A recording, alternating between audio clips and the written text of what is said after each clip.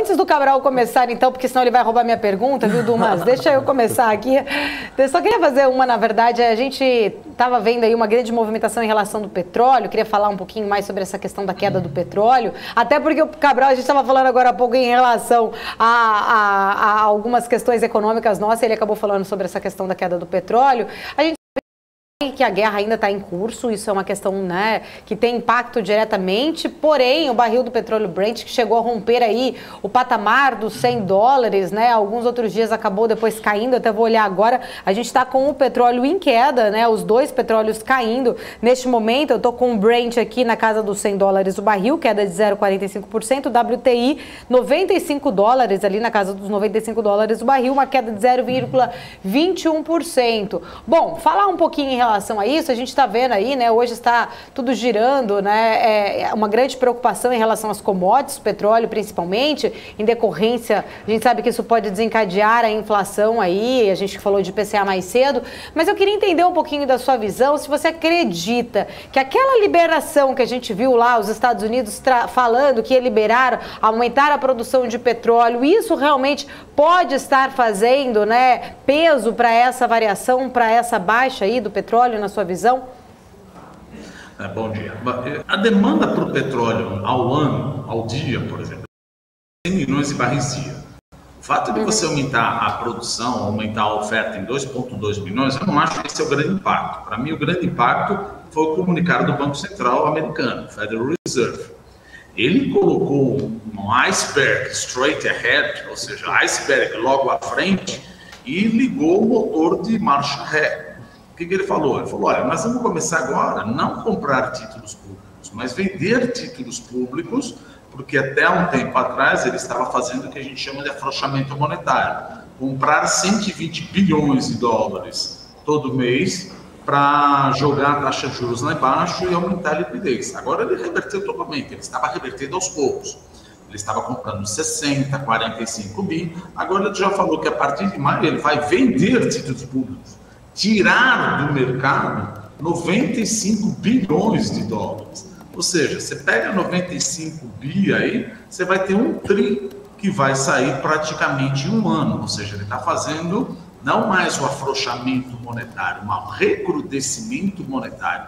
Isso já fez a curva de juros dos Estados Unidos dar uma estipada, subir. Então, quando no começo do ano, algum tempo atrás, vamos dizer, um mês mais ou menos, o mercado estava esperando uma taxa de juros dos Estados Unidos 2,5. Agora já estamos falando em 4,5, porque a inflação nos Estados Unidos está forte. Deixou de ser temporária. A última vez que saiu foi o IPC de 7,5 e o IPP, Índice de Preço ao Produtor, 9,7. Poxa, isso são números de mercados emergentes. Então, o Banco Central deu um cavalo de pau nos Estados Unidos, vai dar um cavalo de pau nos Estados Unidos. Ele emitiu 9 trilhões de dólares de base monetária desde que começou a pandemia, mas está prometendo agora retirar grande parte disso daí e já na próxima reunião agora em maio, talvez aumentar não 25 basis points, mas 50 basis points e o negócio. Isso significa o quê? Significa mais taxa de juros nos Estados Unidos. E, obviamente, para você seguir de alguma maneira, os outros países vão subir juros também. Por exemplo, na zona do euro, a taxa de juros, ou melhor, a inflação já está a 7,5%. Se eu não me engano, a inflação da Espanha foi 8,9% ou 9%, alguma coisa assim. E a Christine Lagarde está um pouco, desculpa o trocadilho, mas bem atrás da curva, Lagarde. Atrás da curva, ela já deveria estar começando a subir a taxa de juros. Então, você vê o mundo. Você vê aí duas forças contraditórias.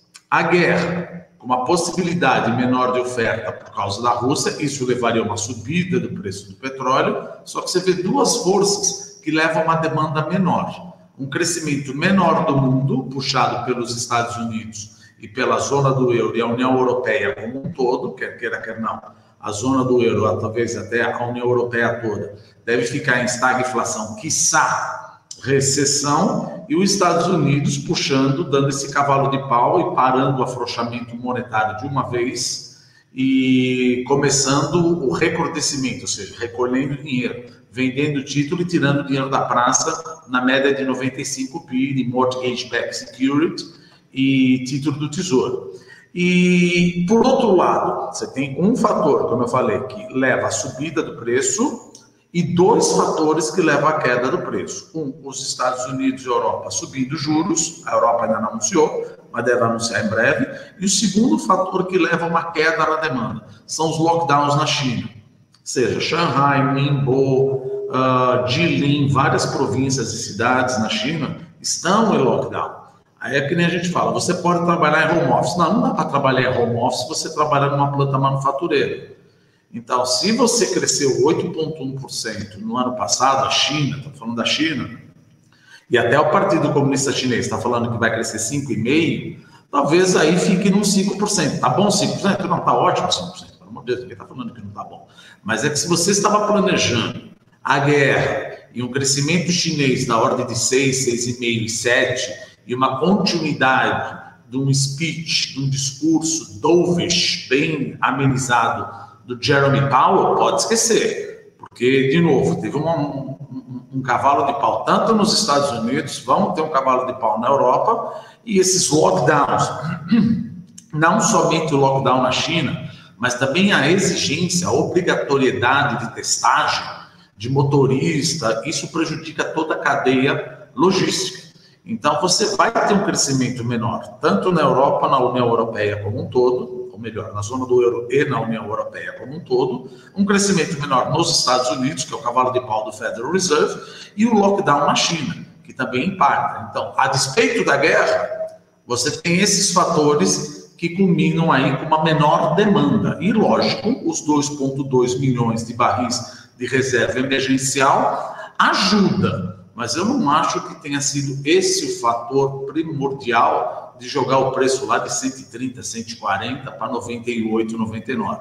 É que as autoridades monetárias acordaram e agora começaram a puxar os juros porque estavam vendo inflações de mercados emergentes. Então, o mundo vai crescer menos, portanto, a demanda por petróleo vai continuar, mas não como a gente imaginava que iria continuar. A despeito...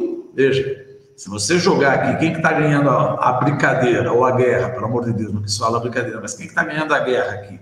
No final das contas, quem está ganhando são aqueles que acham que o mundo vai crescer menos e que o preço do petróleo não vai passar mais de 100 dólares. Que aí eu concordo com o que o Cabral falou, olha, o gringo está vindo, tal, não sei o quê, mas ele tem que analisar. A hora que ele começa a analisar que você tem mais forças que poderiam manter o petróleo a 100 dólares... Para que eu vou vir?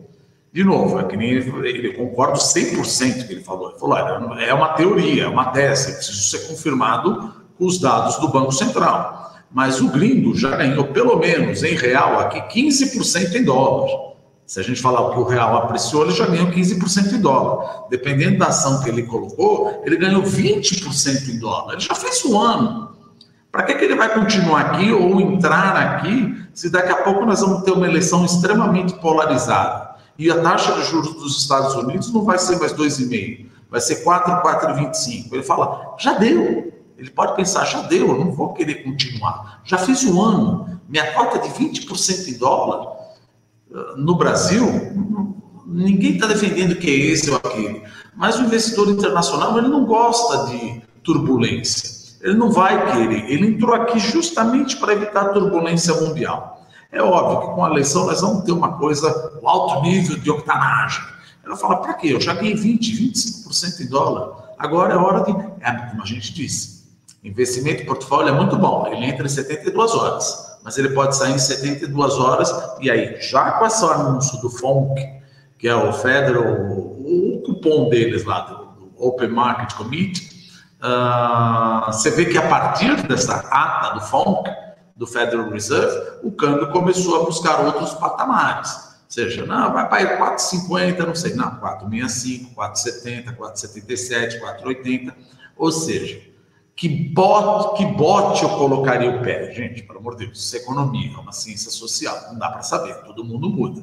Mas eu colocaria meu pé num bote que teremos uma continuidade da depreciação do real do que uma continuidade de uma apreciação do real voltando para 4,50, forando 4,40. Eu acho que a tendência é mais para cima agora, quanto mais próximos estamos da reunião e quanto mais hawkish estão vindo os discursos dos bancos centrais ao redor do mundo e a inflação queimando o pneu, né?